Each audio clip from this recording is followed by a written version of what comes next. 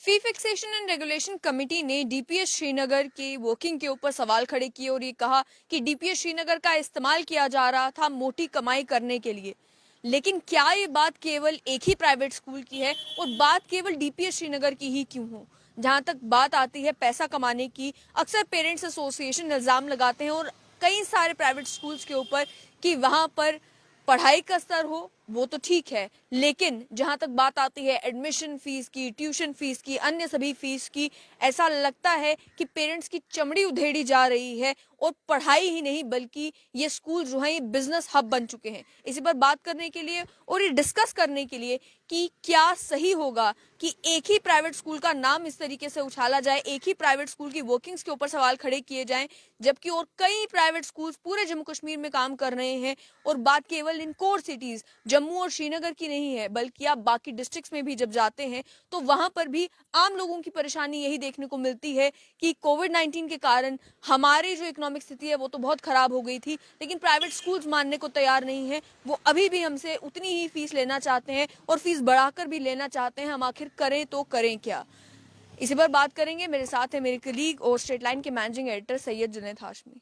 सबसे पहले यही सवाल बनता है कि फी फिक्सेशन एंड रेगुलेशन कमेटी ने बहुत ही कड़े शब्दों का इस्तेमाल किया उस ऑर्डर में, जिस ऑर्डर में डीपीएस की फंक्शनिंग के ऊपर, डीपीएस के अकाउंट्स को लेकर, उनके जितने भी वो फाइनेंशियल ट्रांजैक्शंस कर रहे थे उनको लेकर सवाल खड़े कर दिए कि आखिर ये किस तरीके से करोड़ों की ट्रांजैक्शंस की जा रही थी पैसा कमाने के लिए और अपना फायदा देखने के लिए। क्या मानेंगे कि डीपीएस श्रीनगर इकलौता ऐसा स्कूल नहीं है, अन्य भी कई सारे स्कूल्स हैं, केवल एक ही स्कूल को टारगेट करना क्या सही है? और पहली बात तो ये कि डीपीएस श्रीनगर को डिस्कस करने से पहले जितने भी हमारे देखने वाले लोग हैं उनको आज दीपावली की हार्दिक शुभकामनाएं। और दुआ ये है कि ये दिवाली और इसके बाद जो आने वाली दिवाली है, जो अगले साल आएगी, अगली दिवाली पर जम्मू कश्मीर में स्थायी शांति हो, जम्मू कश्मीर में अपनी चुनी हुई एक लोकतांत्रिक सरकार हो। ये सब कामनाएं हम करते हैं। जहां तक आपने डीपीएस की बात की, एक स्कूल को फी फिक्सेशन कमेटी ने एक स्कूल का हमारे सामने डाटा दिया है, सारा ब्यौरा दिया है। उस ब्यौरे को देखकर तो साफ तौर पर ये नजर आता है कि जो प्राइवेट स्कूल हैं, प्राइवेट स्कूलों में अभी तक देखिए, ये जो फी फिक्सेशन कमेटी ने ऑर्डर दिया है, जो उनकी वो जजमेंट आई है, जो सारे का सारा उनका ऑर्डर है, उस ऑर्डर को जब आप पढ़ते हैं तो उसको कल कोर्ट में चैलेंज भी किया जा सकता है। करेगा डीपीएस की मैनेजमेंट, बड़ी ताकतवर मैनेजमेंट है, वो करेंगे, क्योंकि स्कूल सिर्फ श्रीनगर में नहीं है, ये बहुत बड़ी चेन है स्कूल्स की। वो स्कूल इस ऑर्डर को चैलेंज करेंगे, मगर जो सामने तथ्य आए हैं वो गंभीर हैं, चिंताजनक हैं। क्या प्राइवेट स्कूल्स जो हैं ये पैसा कमाने का हब बन गए हैं? कोई शक इसमें नहीं कि एक प्राइवेट स्कूल को हक है कि आप प्राइवेट स्कूल अगर स्कूल खोलते हैं, प्राइवेट खोलते हैं, पहला मकसद तो आपका ये होता है कि हम लोगों तक लोगों तक तालीम पहुंचाएं, लोगों तक एजुकेशन पहुंचाएं। पहला मकसद तो आपका ये। लेकिन उस मकसद को फुलफिल करते करते आप ये भी चाहते हैं कि आपका दाल फुल्का भी चले और बाकी जो वहां पर काम करने वाले टीचर हैं उनका दाल फुल्का भी चले। लेकिन जब हम टीचर्स से बात करते हैं, जो तनख्वाहें उनको मिलती हैं वो बड़े सारे सवाल खड़े करती हैं। और उसके बाद हमको जब ये पता चलता है कि डीपीएस में गाड़ियां खरीदी गई हैं, ट्रस्ट के पैसे से गाड़ियां खरीदी गई हैं, ट्रस्ट के पैसे से सुकून और इत्मीनान और चैन के सारे साधन इकट्ठे किए गए हैं, डीपीएस ने दुनिया भर का पैसा बनाया है, ये सारी चीजें जब सामने आती हैं तो स्वाभाविक है हम ये कहते हैं कि आपने डीपीएस श्रीनगर को फी फिक्सेशन एंड रेगुलेशन कमेटी ने जो कहा वो तो कह दिया, लेकिन क्या बाकी स्कूल जो हैं उनमें सब कुछ ठीक ठाक है? क्या डीपीएस जम्मू की जब आप बात करते हैं, कहां लोकेशन है डीपीएस जम्मू की? शहर के बीचों बीच डीपीएस जम्मू है, और शहर के बीचों बीच ऐसी लोकेशन पर डीपीएस जम्मू है जहां पर जिस समय छुट्टी होती थी, आज तो कोविड-19 की वजह से बच्चे स्कूल नहीं जा रहे, कल जब स्कूल जाएंगे तो आपकी रेजिडेंसी रोड, जो आपकी वीवीआईपी रोड है जिसके ऊपर मुख्यमंत्री का आवास है, उस रोड पर जबरदस्त कंजेशन होता है। सिर्फ ऊपर वाली साइड से नहीं, नीचे वाली साइड से भी कंजेशन होता है। इसी तरीके से आपका जीडी गोयंका है, हेरिटेज स्कूल है, जोधामल स्कूल है। क्या इन स्कूलों से आपने यही ब्यौरा मांगा? ये डिटेल्स आपने इन स्कूलों से ली? क्या आपने इन स्कूलों से पूछा कि आप भी हमें बताइए कि आपने कहां से पैसा लाया, कहां से आपने लगाया, कहां से आप ये स्कूल चला रहे हैं? क्या आपने इन स्कूलों से पूछा? क्या आपने लिंटन हॉल जो श्रीनगर में उस स्कूल से सवाल जवाब किए? क्या आपने प्रेजेंटेशन कॉन्वेंट से ये सवाल जवाब किए? क्या आपने बर्न हॉल से ये सवाल जवाब किए? क्या इसका एक स्कूल को आपने सीधा एक स्कूल को एक स्कूल की आपने मिसाल दे दी, लेकिन बाकी तमाम स्कूलों को लेकर क्या आपने यही सारी जानकारी, यही सारी पड़ताल उन स्कूलों के मामले में की? आपको करनी पड़ेगी। क्यों करनी पड़ेगी? क्योंकि अगर आप ये पड़ताल नहीं करेंगे तो आम नागरिक जम्मू कश्मीर का ये कहेगा कि जनाब डीपीएस श्रीनगर की हर एक चीज आपको परेशान, हर एक चीज ने आपको परेशान किया, आम आदमी को परेशान किया, बच्चों के मां बाप को परेशान किया। लेकिन क्या जम्मू में ये नहीं हो रहा? क्या जम्मू के प्राइवेट स्कूल ये सब नहीं? लेकिन आपसे जानना चाहूंगी, क्या ये भी हकीकत नहीं है कि जहां तक बात आती है एजुकेशन की, अगर पेरेंट्स भी चुप हैं, कुछ लोग पेरेंट्स तो बोलते हैं, लेकिन अगर मेजोरिटी पेरेंट्स भी चुप हैं, अगर मेजोरिटी पेरेंट्स भी चुपचाप फीस भर देते हैं, नहीं माइंड करते कि उन्हें कितनी फीस चार्ज की जा रही है, नहीं माइंड करते कि एक स्कूल को जो है वो बिजनेस हब बना दिया गया है, कारण यही है कि डिपेंडेंट ऑप्शन और क्या है? डिपेंडेंसी तो प्राइवेट स्कूल्स के ऊपर ही है। कोई भी माँ बाप अगर चाहते हैं कि उनका बेटा अच्छी तालीम हासिल करे तो उनकी पहली प्रायोरिटी यही स्कूल होते हैं, डीपीएस श्रीनगर ही होता है, पहली प्रायोरिटी जोधामल ही होता है, पहली प्रायोरिटी जो है वो हेरिटेज, ये सारे स्कूल ही होते हैं। डिपेंडेंस गवर्नमेंट स्कूल तो होती नहीं है। हालांकि जहां तक आपने टीचर्स की तनख्वाह की बात की, जो प्राइवेट स्कूल्स में बहुत कम होती हैं, गवर्नमेंट स्कूल्स में तो हाईली क्वालिफाइड टीचर्स हैं, बहुत अच्छी सैलरी लेते हैं। तो फिर पेरेंट्स क्यों नहीं चाहते कि उनके बच्चे सरकारी स्कूलों में पढ़ें? वो तो प्रायोरिटी कभी रहा ही नहीं। तो अगर प्राइवेट स्कूल्स के ऊपर इस तरीके से, जिस तरीके से फी फिक्सेशन एंड रेगुलेशन कमेटी ने डीपीएस श्रीनगर को कहा है कि यहाँ ये सारी एक्टिविटीज यहाँ पर हो रही थी, अगर सभी प्राइवेट स्कूल्स को लेकर अगर कहते हैं तो पेरेंट्स के पास क्या ऑप्शंस है? वो तो इन्हीं स्कूल्स पर डिपेंडेंट है। जहां तक आपने पेरेंट्स के ऑप्शन की बात की, जम्मू कश्मीर में प्राइवेट स्कूल, प्राइवेट इंस्टीट्यूशंस ने रिमार्केबल काम किया है। प्राइवेट इंस्टीट्यूशंस का कंट्रीब्यूशन जो है वो भी कमाल का है, उसको हम लोग नजरअंदाज नहीं कर सकते। लेकिन वो जो कंट्रीब्यूशन है, वो जो लोग प्राइवेट स्कूलों की पढ़ाई एफर्ट कर सकते हैं, कौन लोग हैं? वो आपकी वो क्लास आती है जिस क्लास के पास इतना पैसा है कि वो प्राइवेट स्कूल में फीस दे सकें। ये वो क्लास है जो उसको एफर्ट कर सकती है। पहले एक वक्त था, एक दौर था जब यहां से पेरेंट्स, यहां से मां बाप अपने बच्चों को देहरादून पढ़ाई के लिए भेजा करते थे, यहां से मसूरी पढ़ाई के लिए भेजा करते थे, यहां से राजस्थान में एक बड़ा इंपॉर्टेंट स्कूल है वहां भेजा करते थे, सिंधिया स्कूल बहुत मशहूर है, वहां लोग अपने बच्चों को भेजा करते थे। दिल्ली में अब आप देखें, आज जो आपका तन्मय गुप्ता बच्चा आपका, जिसने नीट में क्या कहते हैं फर्स्ट पोजीशन ली हुई है, वो बच्चा डीपीएस आर के पुरम का है। तो डीपीएस आर के पुरम दिल्ली में है। तो इसका मतलब ये हो गया कि मां बाप अपने बच्चे की बेहतरीन पढ़ाई के लिए उसको इंडिया के टॉप एजुकेशन इंस्टीट्यूशन में पहले भेजा करते थे। लेकिन फिर समय आ गया जब डीपीएस जम्मू कश्मीर में आ गया। और पहले हब क्या थे? पहले कौन से स्कूल थे जिन स्कूलों में आप अपने बच्चे की एडमिशन के लिए मारे मारे फिरते थे? प्रेजेंटेशन कॉन्वेंट में, presentation convent Srinagar, presentation convent Jammu, Linton hall Srinagar, burn hall Srinagar. अब बर्न हॉल में जब किसी की एडमिशन होती थी तो वो यूं हो गया कि जनाब आपने दुनिया के सबसे बेहतरीन स्कूल में अपने बच्चे की एडमिशन कराई। ये मानसिकता, ये सोच, ये विचार जो लोगों के दिमागों में है, और ये सोच और विचार क्या थी कि भाई सरकारी स्कूल जो है ये गरीबों के लिए, सरकारी स्कूल जो है गांव देहात में रहने वाले लोगों के लिए, सरकारी स्कूल जो है लोअर मिडिल क्लास के लिए। लेकिन ये जो अपर मिडिल क्लास है और उसके बाद जो एफिलुएंट और रिच फैमिलीज हैं, उनके लिए ये सरकारी स्कूल नहीं है। और लेकिन आज तो जो गरीब भी है, जो मिडिल क्लास भी है, वो भी चाहता है कि मेरा बच्चा प्राइवेट स्कूल में पढ़े। उसका कारण तो यही है कि जो एजुकेशन का लेवल अगर आप देखें तो गवर्नमेंट स्कूल जो बख्शीनगर में है, सिटी के बीचों बीच है, उसका रिजल्ट 0 आता है। वो भी सभी ने देखा अपने बाद में बख्शीनगर ने कुछ इंप्रूव भी किया है। ये नहीं है कि सरकारी स्कूलों का नतीजा बहुत खराब आता है। ये भी मैं आपको बताऊं कि 10वीं तक पेरेंट्स अपने बच्चे को जहां प्राइवेट स्कूल में पढ़ाना चाहते हैं, 11वीं में वो सरकारी स्कूल में सिर्फ इसलिए बच्चे को डालते हैं क्योंकि जी बच्चे को ट्यूशन पढ़ने का मौका मिलेगा, हमें वहां पर अटेंडेंस की कोई परेशानी नहीं। प्राइवेट स्कूल में अटेंडेंस की भी परेशानी है, प्राइवेट स्कूल में आपको रेगुलरली जाना भी है। लेकिन अभी सवाल यह है कि जो एसेट्स, जो पैसा, जो बहुत बड़े पैमाने पर जो पैसा इकट्ठा किया गया है डीपीएस में, सवाल इस वक्त यह है कि क्या आपने सिंगल आउट क्यों किया है आपने डीपीएस श्रीनगर को? फी फिक्सेशन रेगुलेशन कमेटी ने जम्मू के जितने प्राइवेट स्कूल्स हैं उनका भी तो आपने ब्यौरा लेना चाहिए। उनका ब्यौरा इसलिए लेना जरूरी है, मैं नहीं कहता कि उन स्कूलों में भी ये सब कुछ हो रहा होगा, लेकिन ब्यौरा लेना जरूरी है। क्यों? क्योंकि आप देखिए जो पेरेंट्स हमसे मिलते हैं, जो शिकायत करते हैं, वो क्या कहते हैं? फलां स्कूल में मेरा बच्चा पढ़ता है, वो नर्सरी में है, उसकी फीस इतनी है। और उसके बाद हमको मजबूर किया जाता है 3-3 महीने की फीस अब इकट्ठी दे दें, मजबूर किया जाता है 6-6 महीने की फीस अब इकट्ठी दे दें, साल की फीस अब इकट्ठी भरें। ये सब कुछ, इन सब चीजों के लिए मजबूर किया जाता है। फिर पेरेंट्स ये भी शिकायत करते हैं, कहते हैं जी उसके बाद स्कूल के अंदर ही एक, आज भी जबकि सरकार की इतनी डायरेक्शंस आई हैं, अब तो कोविड की वजह से बच्चे चूंकि स्कूल नहीं जा पाते, लेकिन पेरेंट्स की शिकायत जब लास्ट टाइम भी हमारी बात हुई थी, उन्होंने क्या कहा था? उन्होंने कहा आज भी एक विंडो खुलता है स्कूल के अंदर, जिस विंडो के अंदर से आपको किताबें लेनी पड़ती हैं, और किताब के ऊपर अगर प्रिंट रेट है 210 रुपया तो 210 ही चार्ज होता है। जबकि हम भी जानते हैं दुकान के ऊपर जब हम किताब लेने के लिए जाते हैं 210 रुपया प्रिंट रेट है, पर मिलती है आपको 140 रुपए में। हमें भी पता है, हम भी जानते हैं कि ओरिजिनल रेट, जब आप 10,000 किताबें इकट्ठी कहीं पे भी छपवाएंगे, जैसे हम मान लीजिए आप बाकी छोड़ दीजिए, आपने एक किताब छपवानी है, अगर आप 100 कापियां छपवाएंगे तो आप जानते हैं कि 100 कापियों में एक कापी आपको 100 रुपए की पड़ सकती है। लेकिन अगर आप अपनी किताब की 100 की बजाय 10,000 कापियां छपवाते हैं तो फिर 100 रुपए की एक कापी नहीं पड़ेगी, आपको वो कापी 50 रुपए की पड़ जाएगी। अब 50 रुपए का डिफरेंस तो आ गया।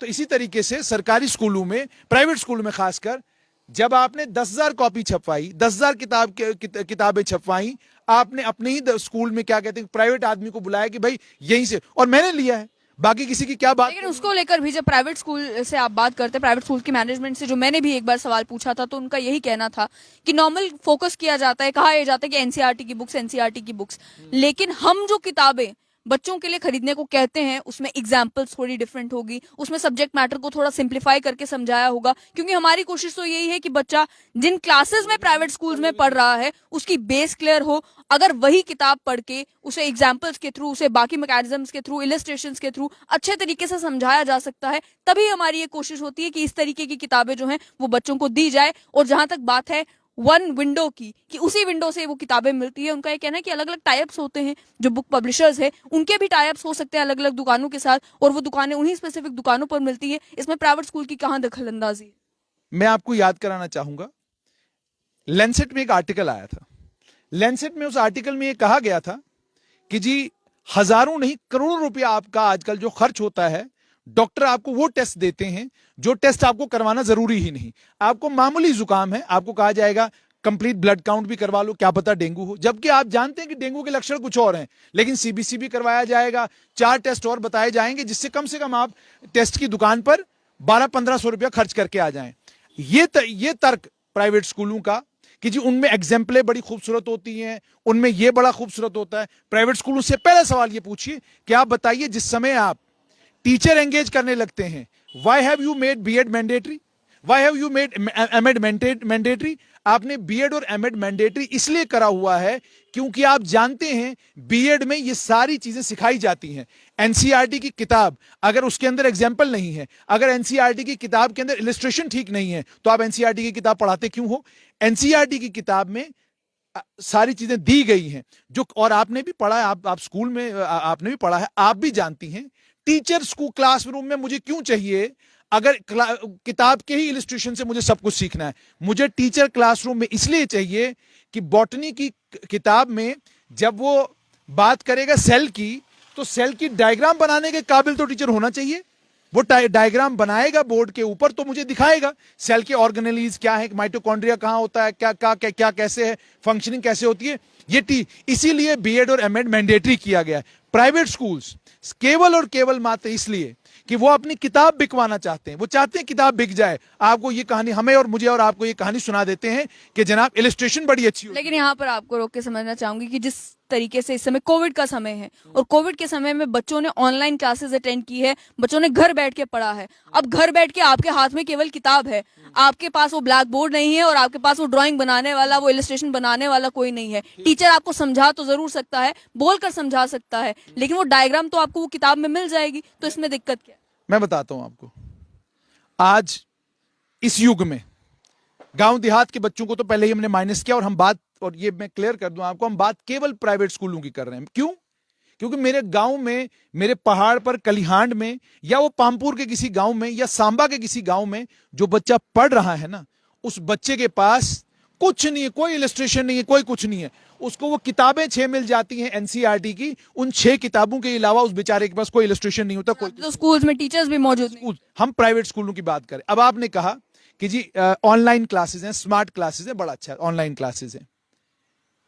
टीचर और बड़े मात्रा में, बहुत बड़े नंबर में सरकारी मुलाजिम भी, बहुत बड़े नंबर में आईएएस केस जिन लोगों ने करा हुआ, वो क्या कर रहे हैं?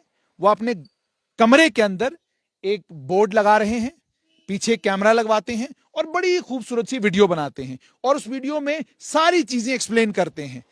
और आज हो क्या रहा है, बच्चे यूट्यूब के ऊपर जाते हैं और वो पूरी वीडियो देख लेते हैं और उनको सब समझ आता है। और सिर्फ इतना ही नहीं, दूरदर्शन ने दूरदर्शन पर अगर आप चले जाएं तो डीडी हिस्ट्री आपको मिलेगा, डीडी सोशियोलॉजी आपको मिलेगा।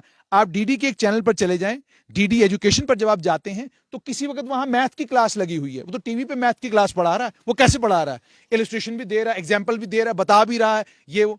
तो कहने का मतलब ये है, ये जो कहा जा रहा है कि ऑनलाइन क्लासेस में बिल्कुल सच है आपका कि ऑनलाइन बच्चों को चीजें समझ में नहीं आती, लेकिन ऑनलाइन क्लासेस के साथ साथ में अगर प्राइवेट स्कूलों को यूट्यूब चैनल का कॉन्सेप्ट पता नहीं है, वो प्राइवेट स्कूल जिनके मालिकों के पास 12-12 आईफोन पड़े हुए हैं, 8-8, 9-9, 10-10 टैबें पड़ी हुई हैं, अगर उनको यह नहीं पता कि यूट्यूब का चैनल कैसे बनाना है और यूट्यूब का चैनल बनाकर बच्चों को यूट्यूब के जरिए एंगेज कैसे करना है, फिर उन मालिकान को प्राइवेट स्कूल के ऊपर ताला लगा देना चाहिए और घर बैठ जाना चाहिए आपको। और दूसरी, सिर्फ इतना ही नहीं, प्राइवेट स्कूलों के जो मालिक हैं उनके बच्चे कहां हैं, किसी का बच्चा रशिया में है, किसी का अमेरिका में है, किसी का इटली में है, किसी का जापान में है। और एक और चीज, प्राइवेट स्कूल के मालिकों के घरों में जब आप घुसेंगे तो आप पूछेंगे जी कि आपकी धर्मपत्नी कहां है, वो अभी इंग्लैंड गई हुई है। तो जातियात की बात होगी, मुझे नहीं लगता जातियात को डिस्कस करना चाहिए। आई एम नॉट डिस्कसिंग जातियात, I am just trying to make my case very clear that if the owners of the, क्योंकि आप जैसे मैं और आप एक मीडिया हाउस खोलते हैं या मैं और आप मिलकर एक इनिशिएटिव लेते हैं कि जी चलिए हम स्ट्रेट लाइन का फेसबुक पेज चलाएंगे, तो जब हमको जानकारी है फेसबुक पेज की तभी तो चला रहे हैं। हमारे पास एक नया बच्चा आएगा, वो मुझे बोलता है जी इंस्टाग्राम ऐसे चलता है, फेसबुक ऐसे चलता है। अगर मान लीजिए मैं और आप मालिक हैं और हमारे पास 10 मुलाजिम काम करते हैं, उनकी जानकारी फेसबुक और यूट्यूब को लेकर मुझसे और आपसे 3 गुना 4 गुना ज्यादा है, तो मुझे आप एक बात समझाइएगा कि अगर उनकी जानकारी 3 गुना और 4 गुना ज्यादा है, क्या हम मालिक कामयाब हो सकते हैं? We will be failures, because why, जो हमारे पास काम कर रहा है उसकी जानकारी अगर हमसे ज्यादा है तो इसका मतलब he is capable of running his own institution. तो होगा क्या कि वो हमारे यहां तो काम करेंगे लेकिन बाद में अपना इंस्टीट्यूशन रन करना शुरू करेंगे। My point is, private schools की रिस्पॉन्सिबिलिटी है कि उनकी वेबसाइट के ऊपर ये सारी फाइनेंशियल ट्रांजेक्शन की डिटेल्स होनी चाहिए। प्राइवेट स्कूल्स की रिस्पॉन्सिबिलिटी है कि वो रिस्पॉन्सिबली बिहेव करें। प्राइवेट स्कूल्स की रिस्पॉन्सिबिलिटी है वो ये समझें कि मिडिल क्लास से ताल्लुक रखने वाले लोग, लोअर मिडिल क्लास से ताल्लुक रखने वाले लोग और इवन एफ्लुएंट क्लास के लोग भी कोविड-19 के कारण उनकी कमर टूट गई है।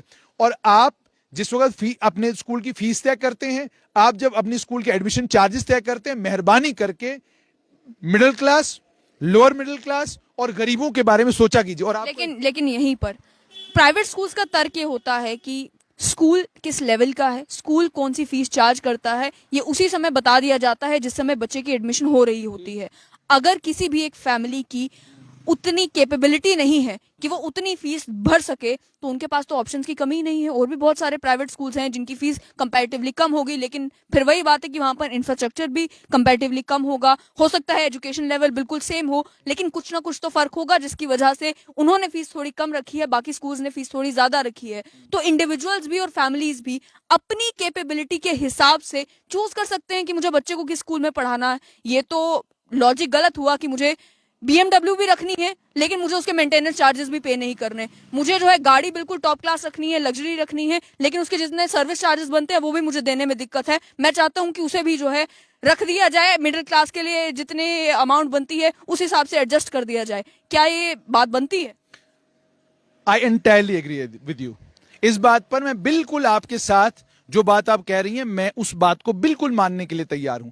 लेकिन हम महत्वाकांक्षी देश हैं, हम वो देश हैं जिस देश में एक मोहल्ले में अगर 4 लोग रहते हैं, पड़ोस का बच्चा अगर जाकर नीट में टॉपर हो जाता है तो उस मोहल्ले में 40 जो अगले घरों के जो बच्चे हैं ना, उनके माँ बाप उनके ऊपर इतना प्रेशर डाल देते हैं। लेकिन ये रिस्पॉन्सिबिलिटी फिर नीट की नहीं ना बनती कि वो अपना स्टैंडर्ड डाउन। नहीं, मैं बात पूरी कर लूं।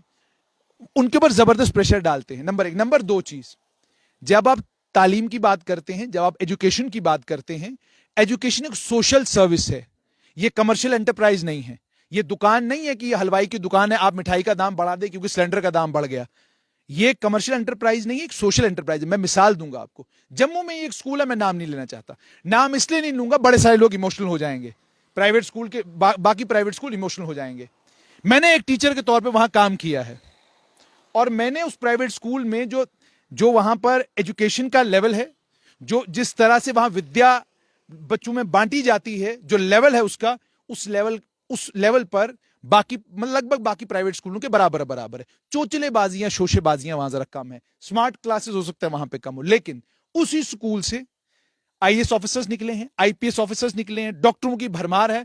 और उस स्कूल के प्रिंसिपल को लेकर आज भी जम्मू शहर में आम जनमानस ये मानता है उससे ज्यादा बेहतरीन प्रिंसिपल हमने कहीं नहीं देखा। यानी उस प्राइवेट स्कूल में जिन बच्चों ने पढ़ा, अब आप सोचिए, अगर वो प्राइवेट स्कूल 8,000 बच्चों को पढ़ाता है और अपनी फीस बिल्कुल 600, 700, 800 के करीब या 1000, 1200 के करीब रखकर भी वो प्रॉफिट में है, फायदे में है, विद्या भी लोगों को दे रहा है और साथ में अपनी सोशल सर्विस भी कर रहा है और अपना लाइफस्टाइल भी उनका बहुत बढ़िया है, तो मुझे बताइए, अगर वो प्राइवेट स्कूल एक छोटी सी गली के अंदर सर्वाइव कर गया, ये प्राइवेट स्कूल जिन लोगों ने इतने बड़ी बड़ी बिल्डिंग, और क्या इनकी बिल्डिंग जिस जमीन पर है वो जमीन किराए पर ली है इन लोगों ने, उनकी अपनी जमीन है, मालकाना हकूक है उस जमीन के ऊपर जिसके ऊपर बिल्डिंग खड़ी की हुई है।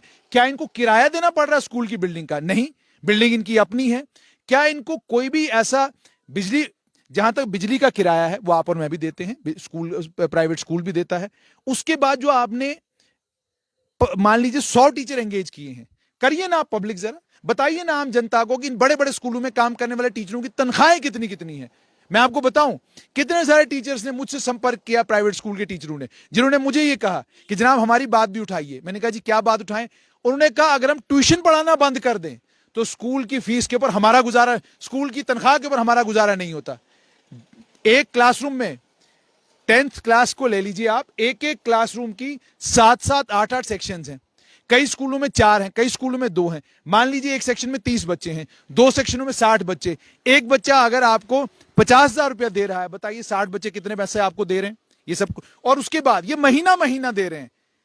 ये मतलब एक महीने की फीस अगर मान लीजिए 1000, लेकिन यहीं पर अगर प्राइवेट स्कूल के टीचर्स की जहां तक सैलरी की बात है, अग्री विद यू कि जितने में उनका घर चल नहीं, सके उतनी but- तो सैलरी but होनी I चाहिए, must- लेकिन I must clear fee this. Fixation and regulation committee ने जो अपना ऑर्डर दिया जिसमें डीपीएस श्रीनगर का जिक्र किया, उसी ऑर्डर में एक टीचर का भी जिक्र किया, उस टीचर की सैलरी भी बताई, और वो सैलरी क्योंकि 1 लाख से ज्यादा थी उसको लेकर भी सवाल खड़े किए कि ये सैलरी इतनी ज्यादा क्यों है। तो यहाँ पर तो दुविधा है स्कूल्स के लिए भी, कम सैलरी दें तो भी दिक्कत, ज्यादा सैलरी दें तो भी शक के घेरे में। Let me just clarify, I don't know fee fixation committee ने टीचर की सैलरी के ऊपर सवाल क्यों खड़े किए हैं। सवाल इसलिए खड़ा किया होगा क्योंकि उन्हें यह पता चला होगा कि इसी स्कूल में काम करने वाले 30 और टीचरों की तनख्वाह अगर 20,000, 50,000, 40,000 तक है, इस एक टीचर की तनख्वाह इतनी ज्यादा क्यों है? हो सकता है इस वजह से सवाल खड़े। That is my perception, may be I might be wrong also. But जैसे आपने पहले कहा था कि आपने मर्सिडीज भी रखी है और आप मर्सिडीज पर खर्चा भी नहीं करना चाहते। सवाल यह है, Mercedes is a luxury, Mercedes is a luxury, school is not a luxury. लेकिन ऑप्शंस तो आपके पास, फिर अगर आप मुफ्त भी पढ़ना चाहते हैं तो सरकारी स्कूलों की कमी नहीं। आई एग्री विद यू, लेकिन आपने प्राइवेट स्कूल किस उद्देश्य के साथ खोला?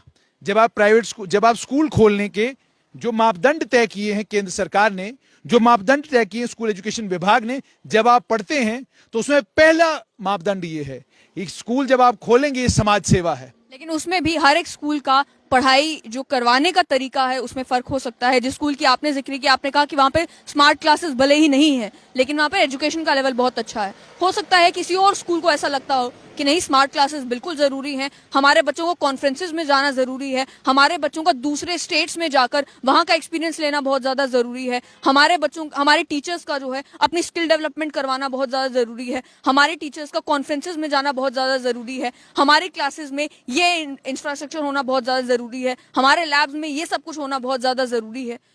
तरीकेकार में भी तो फर्क हो सकता है। जहां तक आपने कहा लैब्स, स्मार्ट क्लासेस, ये सारी बातें आपने कही हैं, जब आप प्राइवेट स्कूल्स के ऊपर नजर दौड़ाते हैं, मैंने पहले ही आपको कहा समाज सेवा है नंबर 1 चीज। नंबर 2 चीज, ये लग्जरी नहीं है, कमर्शियल आइटम नहीं है कि आप इससे करोड़ों रुपया बनाएंगे।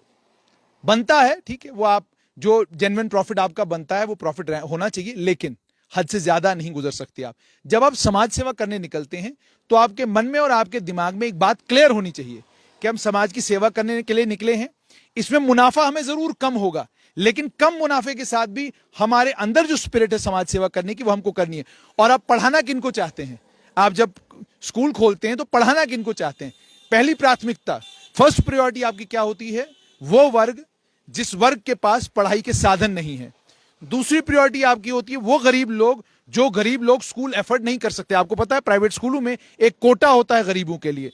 तीसरी प्राथमिकता आपकी ये होती है समाज सेवा की। जब मैं बात करता हूं, जब स्कूल के गोल सेट हों कि ये मेरा गोल है, गोल नंबर 1 मुझे गरीबों को पढ़ाना है, कमजोरों को पढ़ाना है, उनको पढ़ाना है जिन तक क्या कहते हैं एजुकेशन पहुंची नहीं, जिनको विद्या का ये धन जो है जिन तक पहुंचा नहीं, मुझे उन सब लोगों को पढ़ाना है। जब आपका मोटिव ये होगा तो फिर आप अपने स्कूल की फीस, अपने स्कूल की एडमिशन फीस और अपने स्कूल की सारी चीजें उस हिसाब से रखेंगे जिस हिसाब से हर वर्ग का आदमी जो है आपके स्कूल में एडमिशन ले सके। लेकिन जब आपने स्कूल खोलते ही तय कर लिया है कि आपको स्कूल से पैसा कमाना है, जब आपने तय कर लिया, तो फिर अगर आपको पैसा भी कमाना है तो आपको इनकम टैक्स के कानून का भी ख्याल रखना होगा, आपको अपनी लॉग बुक्स भी ठीक रखनी होंगी, आपको अपनी जो आपके अकाउंट के लेजर्स हैं वो भी ठीक रखने होंगे, आपको पूरा हिसाब किताब ठीक ठाक तरीके से रखना होगा। अब ये नहीं हो सकता कि the state will close it's eyes, कि लोग कह रहे हैं कि जनाब अब एक गरीब आदमी, उसके मन में आया कि यार मेरा बच्चा भी डीपीएस में पढ़ना चाहिए। क्या आपको नहीं लगता कि राइट टू एजुकेशन का अधिकार उसको यह अधिकार देता है कि उसके बच्चे का के लिए भी कोई प्रावधान बनना चाहिए जिस प्रावधान से वो प्राइवेट स्कूल में तालीम हासिल कर सके? और मैं और आप चलें, जितने प्राइवेट स्कूल जम्मू के हैं, हम जरा मालूम करें कि स्लम से कितने बच्चे इनके स्कूलों में पढ़ते हैं। हम जरा मालूम करें कि गरीबों के कितने बच्चे इनके स्कूलों में पढ़ रहे हैं जिनकी फीस इन लोगों ने माफ करके रखी है। पता करें ना हम लोग। जब हम ये पता करने चलेंगे हमको समझ में ये आ जाएगा these are commercial enterprises, these are not institutions meant for social service. जिन इंस्टीट्यूशंस को सोशल सर्विस करना होता है वो प्रॉफिट मेकिंग बाद में सोचते हैं, पहले ये सोचते हैं कि जो इंस्टीट्यूशन हमने खोला है इससे एक अच्छा भारतीय नागरिक पैदा हो, इससे एक अच्छा भारतीय ऑफिसर पैदा हो, इससे एक काबिल तरीन डॉक्टर निकले, इससे एक काबिल तरीन। जब आप कमर्शियल हैं, आप जब कमर्शियल होगा, क्या नतीजा क्या निकलेगा? उसका नतीजा उसका ये निकलेगा, आप जाएंगे समझाने, वो आगे से आपको कहेगा सर आपने जो स्कूल खोला है वहां भी आपने करोड़ों कमाए तो मुझे भी कमाने हैं। यही आखिर में बहुत सारे ऐसे प्राइवेट स्कूल्स भी हैं जम्मू कश्मीर में जिनको लेकर जो प्राइवेट स्कूल एसोसिएशंस हैं उन्होंने ही कहा कि जिस समय कोविड-19 आया हमारे लिए हमारा स्कूल चलाना मुश्किल हो गया। वो उन प्राइवेट स्कूल्स की मैं बात कर रही हूँ जो सच में समाज सेवा कर रहे थे, जिन्होंने पैसे कमाने का काम नहीं किया। उन्होंने कहा हमने सरकार से मदद मांगी, हमें कोई मदद नहीं दी गई। उन्होंने कहा हमें अपने प्राइवेट स्कूल में काम कर रहे टीचर्स की तनख्वाह देनी थी, हमें फीस नहीं आई, हम तनख्वाह नहीं दे पा रहे। कोविड-19 की वजह से हम भी समझते हैं कि पेरेंट्स परेशान हैं, हम अपना प्राइवेट स्कूल कहाँ से चलाएं। उन्होंने भी ये बात की कि काश हमने भी पैसे कमा लिए होते, हमारे पास भी एक कंटिजेंसी फंड होता कि ये जो 2 साल हमारे स्कूल बंद रहे हैं हम भी किसी तरीके से मैनेज कर पाते कि अब हम उस स्कूल को दोबारा से रिवाइव करें। अब हमें समझ नहीं आ रहा, शायद हमें अपना स्कूल बंद करना पड़ेगा। तो इस पर आपका क्या विचार है कि जब इस तरीके की कोई ट्रेजेडी, हालांकि कोई एक्सपेक्टेड नहीं था कि कोविड-19 कभी आएगा, इस तरीके की कोई वबा आएगी, लेकिन जिन स्कूल्स ने अच्छे मोटिव के साथ अपने प्राइवेट स्कूल को बिल्कुल कमर्शियल नहीं किया, सोशल सेवा के लिए इस्तेमाल किया, आज तो वो भी बंद होने की कगार पर इसी वजह से आ गए कि कोई मदद नहीं मिली और उनके पास और कोई ऑप्शन नहीं था और कोई कंटिजेंसी फंड नहीं था जो प्रॉफिट से उन्होंने कोई सेव करके रखा हो। ये बात आपकी बिल्कुल सही है। इस पे जैसे मैंने आपके साथ एक बात पर एग्री किया था कि अगर आपने मर्सीज रखी है तो फिर खर्चा तो उसका उठाना पड़ेगा। मैंने आपके साथ एग्री किया था, मगर साथ में मैंने आपको बोला था सोशल सर्विस। अब जिन लोगों ने सोशल सर्विस समझ के स्कूल को खोला और उसके बाद वो स्कूल प्रॉफिटेबल नहीं हुआ या कोविड-19 के कारण उस स्कूल को बंद करना पड़ा, मैं एग्री करता हूं आपके साथ कि सरकार की अगर प्राथमिकता सोशल सर्विस होती तो शायद उन स्कूलों की सरकार ने मदद की होती। एक सच्चाई ये है कि जब छुट्टी होती है तो जम्मू के जितने टॉप प्राइवेट स्कूल्स हैं उन प्राइवेट स्कूलों के बाद इन सभी ब्यूरोक्रेट्स के, इन सभी पुलिस ऑफिसर्स की गाड़ियां लगी होती हैं अपने बच्चों को घर लाने के लिए। तो जब सिस्टम में जितने भी ताकतवर लोग हैं वो सारे के सारे ताकतवर लोग इन्हीं प्राइवेट स्कूलों में अपने बच्चों को पढ़ा रहे हैं, वो भी जो एजुकेशन विभाग का सबसे बड़ा अधिकारी है वो भी अपने सरकारी स्कूल में बच्चे को पढ़ाने के लिए तैयार नहीं। वो भी जो एजुकेशन विभाग की पॉलिसियां बनाते हैं और जो कहते हैं कि तालीम जो है बेहतरीन तालीम बच्चों को मिलनी चाहिए, जब वो भी अपने बच्चों को क्या कहते हैं उसी सरकारी स्कूल में डालने के लिए तैयार नहीं जिसका रिबन काटने वो चले जाते हैं। जिस सरकारी स्कूल में स्मार्ट क्लासेस खोलकर बाकी तमाम बच्चों को कहा जाता है कि आइए आप अपने बच्चों को इन स्मार्ट क्लासेस में डालिए, सरकारी स्कूल की तालीम बड़ी अच्छी हुई है। कोई बड़ा ब्यूरोक्रेट जब अपने बच्चों को वहां एडमिट करके राजी नहीं, तो नतीजा ये निकलता है कि वो प्राइवेट स्कूल भी जो सोशल सर्विस के लिए मैदान में उतरते हैं, जिनको स्मार्ट क्लासेस और बाकी सब क्लासेस के कॉन्सेप्ट नहीं है, जो फीस उतनी रख रहे हैं जितनी फीस में उनका खर्चा निकल जाए, जेन्युइन है और टीचर की वो तनख्वाह दे सकें, उनके लिए इस, और मैंने आपको कहा it is a world of competition, ये कट थ्रोट कंपटीशन का जमाना है। मैंने और आपने इस पर डिबेट कर लिया, लेकिन क्या इससे कल प्राइवेट स्कूल में कुछ बदलेगा? कुछ नहीं बदलने वाला। डीपीएस श्रीनगर को लेकर इतना सब कुछ हुआ, कुछ नहीं होगा। कल या परसों डीपीएस श्रीनगर जो है हाई कोर्ट चला जाएगा, किसी और कोर्ट में चला जाएगा, इस ऑर्डर को चैलेंज करेगा। ताकतवर स्कूल है और बात जो है फी फिक्सेशन कमेटी ने शुरू जरूर की है, मगर कोई नतीजा खातिर खा इससे निकलेगा मुझे लगता नहीं। लेकिन नतीजा निकले या न निकले, प्राइवेट स्कूलों को भी इस बात पर पुनर्विचार करना चाहिए कि हम अगर समाज की सेवा के लिए निकले हैं और समाज की सेवा का वो एक मोटिव लेकर अगर हम लोगों ने ये स्कूल खोले हैं, तो कम से कम एक आम आदमी की चमड़ी उधेड़ने का काम न करें, एक आम आदमी को परेशान करने का काम न करें, और अपने स्कूलों को ऐसा बनाएं कि सबसे कमजोर वर्ग का आदमी भी ये सोचे कि मैं अपने बच्चे को प्राइवेट स्कूल में एडमिट कराना चाहता हूं। आप जानती हैं जम्मू में एक वक्त वो था, प्रेजेंटेशन कॉन्वेंट जम्मू में एडमिशन के लिए मंत्रियों की सिफारिशों की जरूरत पड़ती थी कि जनाब प्रेजेंटेशन कॉन्वेंट में एडमिशन मिलना चाहिए। और आज भी किसी को अगर किसी प्राइवेट स्कूल में दाएं बाएं, जिनको मैं भी जानता हूं, एडमिशन करानी होती है, एक गरीब बाप ने मुझसे गुजारिश की कि जनाब मैं अपने बच्चे को फलानी बड़े स्कूल में डालना चाहता हूं।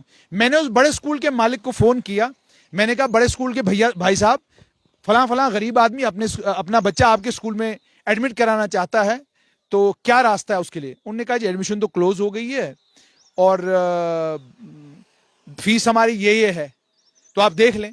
मैंने कहा जी फीस तो वो इतनी दे नहीं पाएगा, वो जो गरीबों का कोटा होता है आप उसमें एडजस्ट कर लें उसको।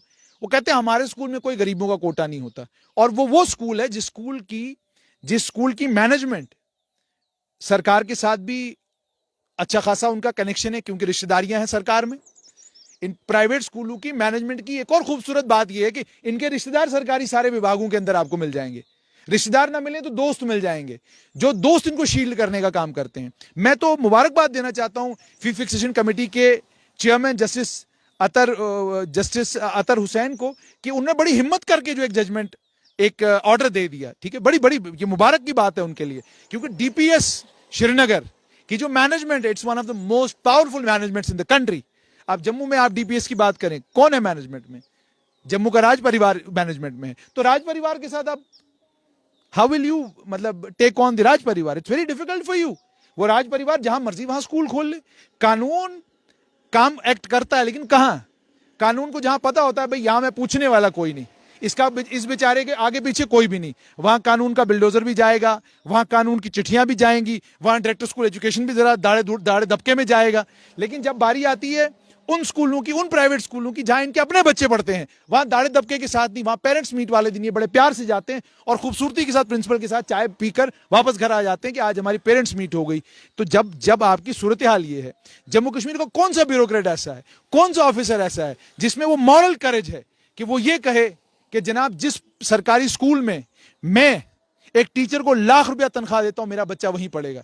They can not do that, they can not effort that. सरकारी स्कूल केवल मात्र इसलिए जम्मू कश्मीर में है कि 10वीं के बाद आपने अपना बच्चा वहां एडमिट कराना है, एडमिशन उसको दिलानी है, ताकि उसको स्कूल जाने की जरूरत न पड़े, वो पूरा टाइम ट्यूशंस में गुजारे। और मैं आपको यह भी बताऊं, यहां पर एक और सिलसिला यहां चल रहा है। वो सिलसिला यह है, आप एक प्राइवेट स्कूल में अपने बच्चे की एडमिशन कराएं और बच्चा कोटा राजस्थान में पढ़ रहा होता है, उसको उस प्राइवेट स्कूल में 2 साल जाने की जरूरत नहीं है। दोनों साल उसके राजस्थान कोटा में गुजरते हैं और कोटा से आकर जब वो क्या कहते हैं नीट में टॉप करता है, या नीट में क्या जम्मू कश्मीर की तरफ से टॉप करता है, तो मैं और आप उसका इंटरव्यू लेने के लिए चले जाते हैं। वहां हम ये सवाल उससे बिल्कुल नहीं पूछते कि बेटा आपने जो 2 साल गुजारे, कितनी क्लासेस आपने जो है अपने प्राइवेट स्कूल की अटेंड करी हुई है। और प्राइवेट स्कूल भी ताली पीटता है, कहता जी मैंने कमाल कर दिया, बड़ा पोस्टर भी मैंने इसको क्या कहते हैं बच्चों को एमबीबीएस में एडमिशन, मेरी वजह से ये बच्चा एमबीबीएस कर रहा है। अब कई बार देखा होगा आपने, कई प्राइवेट स्कूल में आपको सुनने को मिलता है हमारे इतने बच्चे एमबीबीएस, ये वो।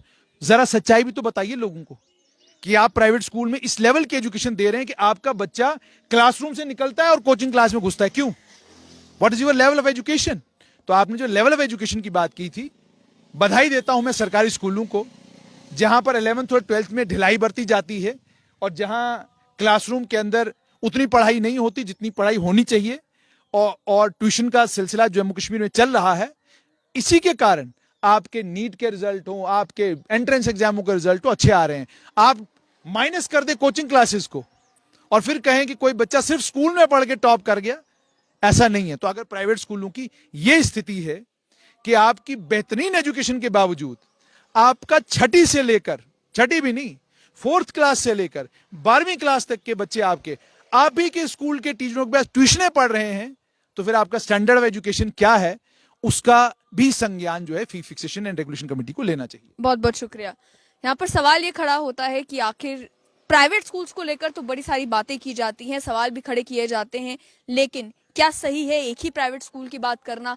क्या पता नहीं करना चाहिए कि जम्मू कश्मीर में जो बाकी प्राइवेट स्कूल्स भी काम कर रहे हैं उनके फाइनेंशियल मैटर्स क्या हैं? और वहीं साथ ही में गवर्नमेंट स्कूल्स को लेकर भी सरकार को थोड़ा ध्यान देने की जरूरत है, क्योंकि बार बार प्राइवेट स्कूल्स को ही कहना कि प्राइवेट स्कूल्स ये कर रहे हैं, प्राइवेट स्कूल्स ये कर रहे हैं। कोई सरकार से भी क्या पूछेगा कि आपने अपने सरकारी स्कूलों को ही इतना अट्रैक्टिव पेरेंट्स के लिए क्यों नहीं किया कि जो पेरेंट्स अफोर्ड नहीं कर सकते प्राइवेट स्कूल में बच्चों को पढ़ाना, वो आपके सरकारी स्कूल में आकर बच्चे को पढ़ाएं।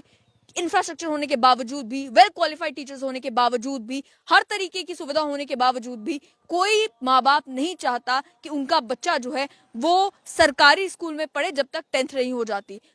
आखिर ऐसा क्यों है? और वो ब्यूरोक्रेट्स जो एजुकेशन विभाग में काम कर रहे हैं, क्या वो इस बात का जवाब देंगे कि क्या आपके बच्चे सरकारी स्कूलों में पढ़ रहे हैं या प्राइवेट स्कूल्स में?